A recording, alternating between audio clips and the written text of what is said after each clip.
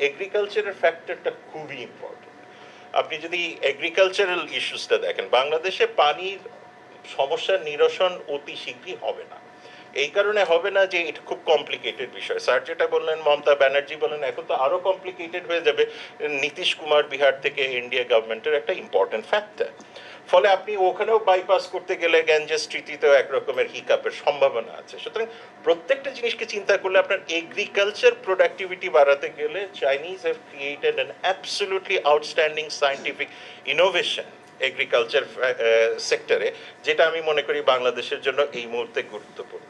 এইদিকে যদি দেখেন, এই পুরোটা না হয় দেখলাম, আর একটা গুরুত্বপূর্ণ বিষয় থাকে যখন অনারেবল প্রাইম মিনিস্টার থাকবেন ওখানে, বাংলাদেশের বাজেট ডেফিসিট রিলেটেড যে প্রবলেমসগুলি আছে সেই জায়গাতে চায়নার একটা কন্ট্রিবিউশনের জায়গা আছে কিনা। আমার মনে হয় এইখানে একটা বড় রকমের জায়গা আছে। এটার একটা বিষয় হলো যে মনিটারি ইনজেকশন, আর আপনাকে যেটা আমরা বলি ফাইন্যান্সিয়াল ইনজেকশন, এবং এই ফাইন্যান্সিয়াল ইনজেকশনের প্রবলেমটা থাকে যে কী ধরনের লোনে আসবে, কী ধরনের টার্মস অ্যান্ড কন্ডিশনে আসবে, সেটার জন্য আমার মনে হয় একটা বিস্তর প্রস্তুতি নিয়ে গেলে আমাদের জন্য ভালো হবে। Continued financing is very important. আপনি দেখেন অনেকগুলি প্রজেক্ট এখন মোটামুটি একটু স্ট্যাগনেটেড হয়ে যাচ্ছে, এবং সেই ক্ষেত্রে আমার মনে হয় যে ফাইন্যান্সিয়াল ফরেন এক্সচেঞ্জ স্টেবিলাইজেশন থেকে শুরু করে কন্টিনিউড ফাইন্যান্সিংয়ের জায়গায় আমার মনে হয় যে একটা বিস্তর মানে উইন উইন সিচুয়েশন ডায়ালগে গিয়ে ডিসকাশনটা আগানো দরকার। সফট লোন ডিফারেন্টমেন্ট অফ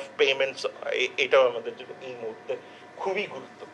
মানে অন্ততপক্ষে বাস্তব রিয়েলিটি, বাস্তবতা যদি আমরা চিন্তা করি, সেই ক্ষেত্রে ফরেন এক্সচেঞ্জ রিজার্ভ থেকে শুরু করে যে বিষয়গুলি আছে সেইগুলিকে ইন্ডিকেটর ধরে নিয়ে যদি আপনি আগান, এই ডেফারেল পেমেন্ট বা সফট লোনের জায়গাগুলিতে আমার মনে হয় মানে চীনের সাথে একটা বড় রকমের সম্পর্ক হওয়া উচিত। আরেকটা গুরুত্বপূর্ণ বিষয় যে জিও পলিটিক্স বারবার বলা হচ্ছে, জিও পলিটিক্স অফ কারেন্সি বলে যাচ্ছে। Jio politics of currency is a very very important issue.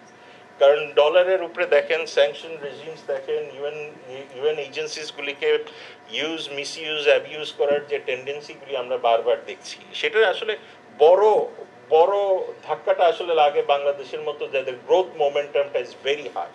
সেই জায়গাতে আমার মনে হয় যে আরএমবি ট্রেডটা কতটুকু এগিয়ে নেওয়া যাওয়া দরকার, অর্থাৎ অল্টারনেটিভ কারেন্সি হিসেবে বা অল্টারনেটিভ মুডস অফ পেমেন্ট হিসেবে, আমার মনে হয় সেইটাও এখানে আসবে। আর লাস্ট পয়েন্ট যেটা, যে মার্কেট ড্রিভেন রিলেশনশিপ চীনের সাথে, এই মার্কেট ড্রিভেন রিলেশনশিপটাকে আরও বলস্টার করতে গেলে বাংলাদেশের প্রস্তুতির দরকার আছে। এক্সপোর্ট ডাইভার্সিফিকেশন, সেটা শামস বোধহয় বলেছে, মাহফুজ ভাইও সেটা বলেছেন। এখন আপনি যদি এক্সপোর্ট ডাইভার্সিফিকেশনটা কোথায়, মানে আমাদের যদি এক্সপোর্ট ডাইভার্সিফিকেশনের পোর্টফোলিওতে দেখি, মানে বারবার আমরা ওই একই জায়গায় ঘুরে ঘুরে করছি যে আমি নতুন ইনোভেশন কি দিচ্ছি। এখন Chinese market is so high, so deep, so diverse, so vibrant, যে এইখানে যে আমি অল্টারনেটিভ কিছু দিব, এই অল্টারনেটিভ বিষয়গুলি নিয়ে আমাদের নিজেদের প্রস্তুতি থাকা দরকার। আর লাস্ট পয়েন্ট যেটা, সেটা হলো এনার্জি ট্রানজিশন, যেটা মিস মাও তুলেছেন। এনার্জি ট্রানজিশন 2040-তে উই হ্যাভ টু হ্যাভ 40%, যেটা আমার মনে হয় জাতীয় নীতির মধ্যে আছে। সুতরাং এই যে ট্রানজিশন, এই ট্রানজিশনটা কি শুধুমাত্র জিওগ্রাফিক্যাল হাইড্রো ইলেকট্রিসিটি বা রিনিউয়েবল বলতে আমরা যেটাকে বোঝাই, ডেপথও কম। সুতরাং আমাকে এখন টেকনোলজি লাগবে। এখন এই টেকনোলজিতে পৃথিবীতে 3টা দেশ হ্যাজ ডান রিমার্কেবল। একটা হলো ইউরোপিয়ান ইউনিয়নের দেশগুলির মধ্যে আছে রিমার্কেবল, নেদারল্যান্ডস এন্ড স্টাফ, আরেকটা আছে চীন, এবং আরেকটা আছে মার্কিন যুক্তরাষ্ট্র। এখন আপনি এই 3টার মধ্যে দেখবেন যে ভ্যালু এডিশন বা আপনার জন্য সুইটেবল কোনটা, মোস্ট সুইটেবল আপনার কাছে, এবং cheaper production will always come from the Chinese.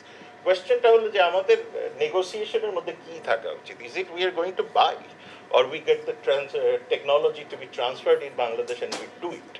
এখন এই জায়গাতে আমাদের প্রস্তুতিটা দরকার।